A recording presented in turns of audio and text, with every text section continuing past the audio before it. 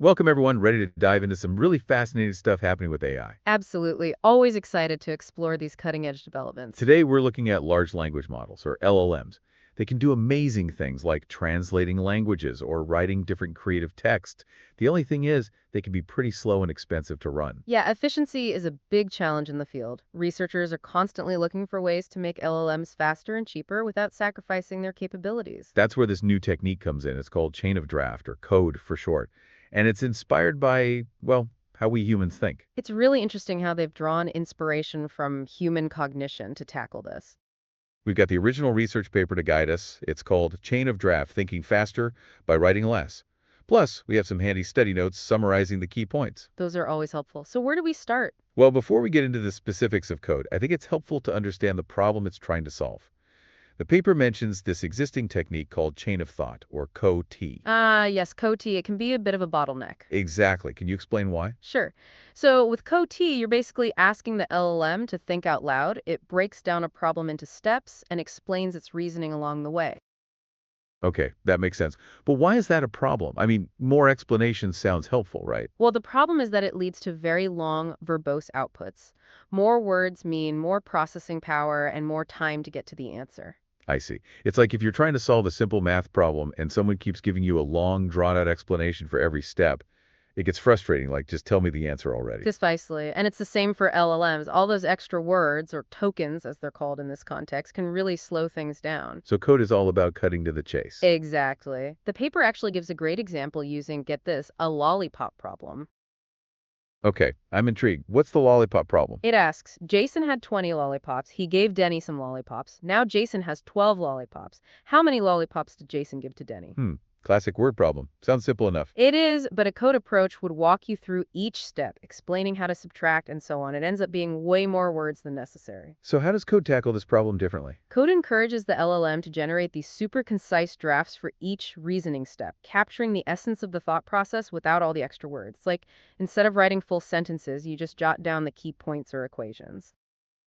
So it's like our brains naturally do focusing on the most important information. That seems very intuitive. Exactly. Think of it like using shorthand or writing quick notes to yourself. You're getting the idea across without all the fluff. I love that analogy. Fewer words, or fewer tokens, I guess, should mean faster processing for the LLM. Exactly. And the paper shows how this works in practice. With the lollipop problem, a test solution might look something like 20x equals 12, x equals 20, 12 equals 8, hashtag, hashtag, hashtag 8. Wow, that is a lot more streamlined than the cat version. I could already see how that would save a ton of time and processing power. Right, it's all about finding that sweet spot between conciseness and accuracy. Speaking of accuracy, I have to ask, does making things shorter sacrifice the LLM's ability to get the right answer?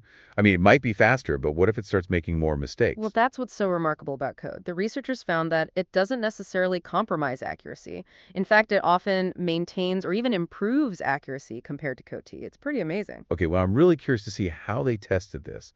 What kinds of tasks did they use to put code through its paces? They really put code through a variety of tests. We'll get into that next. So, to evaluate code, they used a range of different reasoning tasks. For the arithmetic tasks, they used a benchmark dataset called GSM-8K. GSM-8K, okay. What's that all about? It's a collection of like thousands of grade school math problems. They're word problems, the kind that require a bit of thinking to figure out the solution.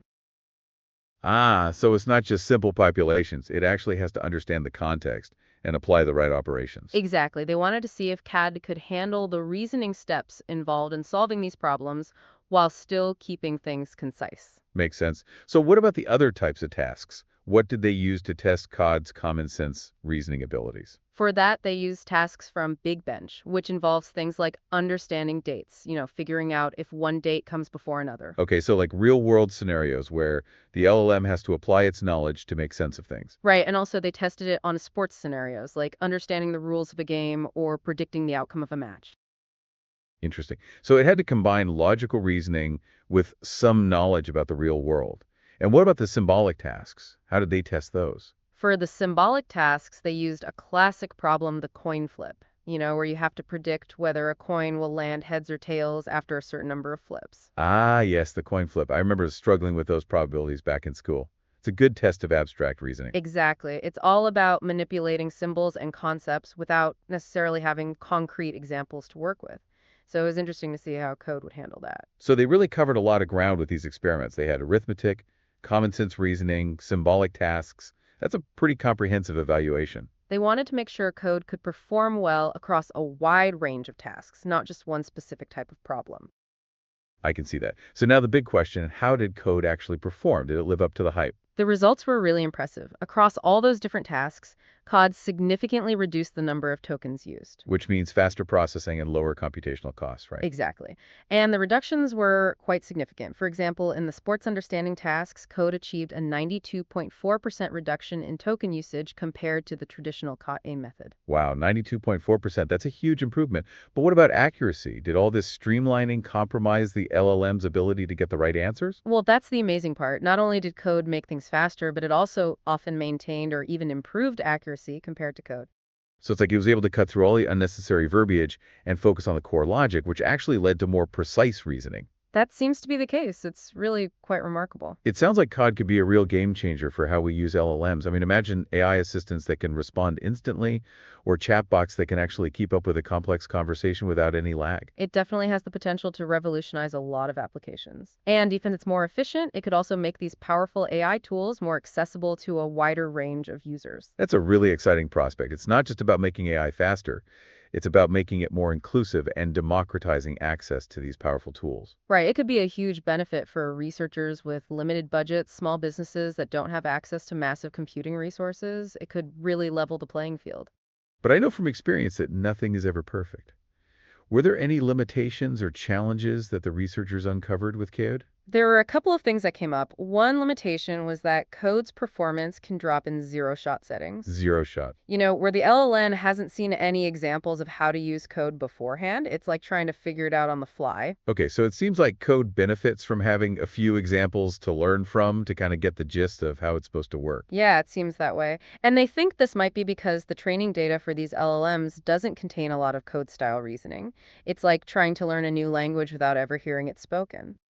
Makes sense. So that was one limitation. What was the other? The other limitation was that Cody performed less effectively with smaller language models. Smaller meaning. Models with fewer than 3 billion parameters. Right. Parameters being those values that control how the LLM processes information. Exactly. It seems like the bigger, more complex models are better at adapting to the code approach. I guess it's like having a bigger toolbox to work with, more capacity to learn and adapt. So while Cootie shows incredible promise, it sounds like there are some things to keep in mind. Yeah, those limitations are important to be aware of. Did the researchers propose any solutions or ideas for overcoming these challenges? They did, actually. For the zero-shot issue, they suggested fine-tuning the LLMs with more data, specifically reflecting the Cootie style of reasoning, like giving them more examples to learn from. Okay, so essentially giving them a crash course in conciseness. And what about the issue with smaller models? Any ideas there? Well, one idea is to combine code with other techniques that are already known to improve efficiency. It's like finding ways to optimize those smaller models so they can handle the demands of code a bit better. Work smarter, not harder, as they say. It sounds like there's still a lot of potential for refining and improving COD. Absolutely. This is still relatively new. It's a stepping stone to even more efficient and human-like reasoning in LLMs. It's amazing to think that we're drawing inspiration from our own minds to push the boundaries of what AI can do. Right, and the fact that it's already showing such impressive results is really exciting. So CUD is clearly a big step forward, but what does this mean for the future of AI development? What are the broader implications? That's a great question. It really feels like we're on the verge of a huge shift. Yeah, it does feel like that. I mean, we've been talking about how AI is getting more and more powerful, but CUD, it seems to be changing the game a bit. It's not just about throwing more computing power at a problem anymore. It's about working smarter, not harder, right? Like we were talking about with those smaller models. 10 shows we can achieve really incredible results with these more focused and efficient approaches. Exactly. And that's what makes code so significant. It's not just a technical achievement, it's a bit of a philosophical one, too. It's a reminder that sometimes the most elegant solutions are the ones that mirror our own thought processes, our own cognitive processes. It's almost like we're coming full circle. We create these incredibly complex machines, and then we realize, wait a minute, We can actually make them even better by looking back at the human mind for inspiration. It's a testament to human ingenuity, really, but code also presents a challenge, especially for the researchers and developers out there who are shaping the future of AI. Oh, what kind of challenge? A challenge to think beyond simply scaling up models. If code can get such impressive results by making LLMs think more concisely, just imagine what we could achieve by exploring other human inspired techniques.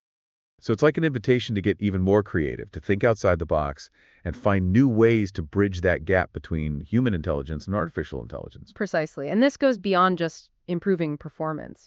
As we develop AI that's increasingly capable of reasoning and problem solving, we need to think about the ethical considerations too. Right, because with great power comes great responsibility.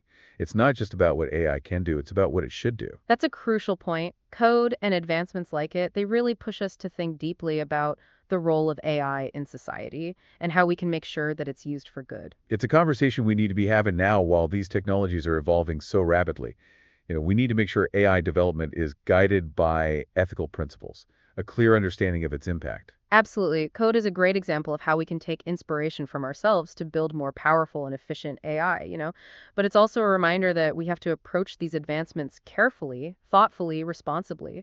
Well, it's been a mind-blowing journey exploring Chain of Draft or Cody. It's definitely given us a lot to think about, not just the technical stuff, but also the bigger picture, like what it means for the future of AI. I think the key takeaway here is that we're at a really interesting point. Code is just one example of the incredible innovation happening in AI. And as we continue exploring new frontiers, it's essential to keep asking those big questions. What's possible? What's responsible? What's ultimately going to benefit humanity? And that's what makes these deep dives so valuable. They allow us to really engage with these complex topics, to learn from experts, and to just come away with a better understanding of what's happening in the world around us.